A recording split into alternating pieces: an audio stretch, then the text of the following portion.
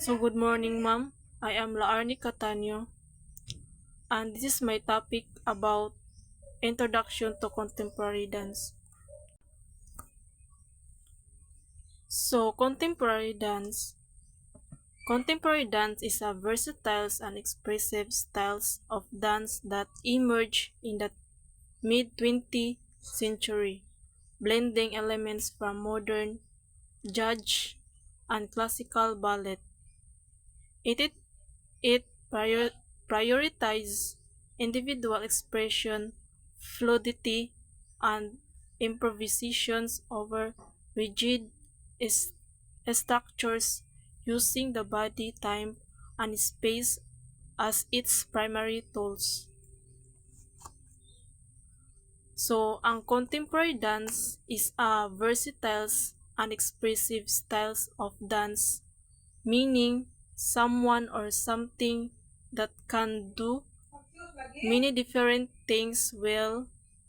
Then a way of dancing kay iyang gipahayag sa isa ka dancers ang iyang emotions or damdamin or iyang feelings, ideas or huna-huna pinaagi sa mga lihok sa lawas.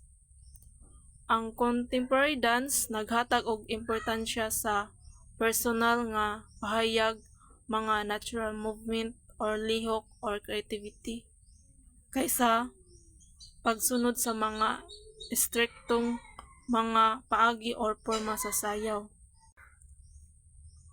So dancers use their body, timing, and space to express their feelings and ideas freely.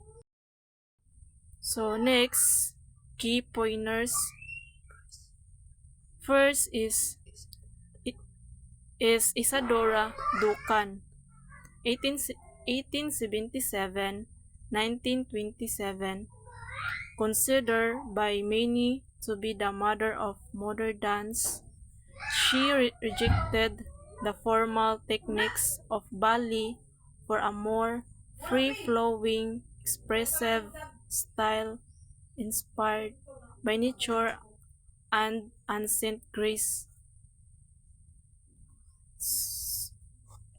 Mao ni ang mga key pointers.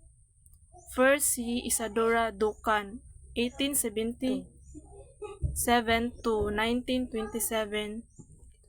Gitawag siya og the mother of modern dance tungod kay wala siya nag-follow sa strict formal o striktong techniques sa ballet. Instead, gipili niya ang free and expressive way of dancing nga estilo sa sayaw, means dili limitado ang pagsayaw, naa kay free na express nimo ang imong feelings na inspirations from nature og sa ancient Greek and movement. So next, Martha Graham. Martha Graham, known as the mother of contemporary dance. Graham developed a powerful movement technique based on the principle of contraction and release. Her works express deep human emotions and psychological themes, laying the foundations for contemporary.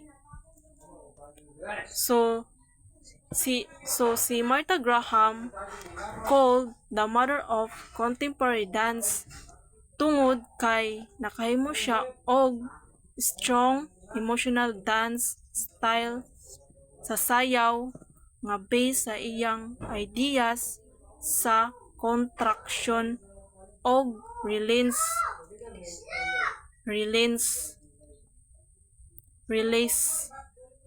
pasabot kana bitawng pagpugong o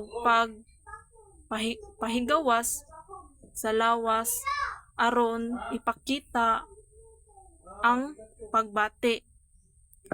So ang mga nabuhat ni Martha Graham nagpakita og lalom na emosyon og ang psychological na mga stories na nakatabang sa modern contemporary dance karon.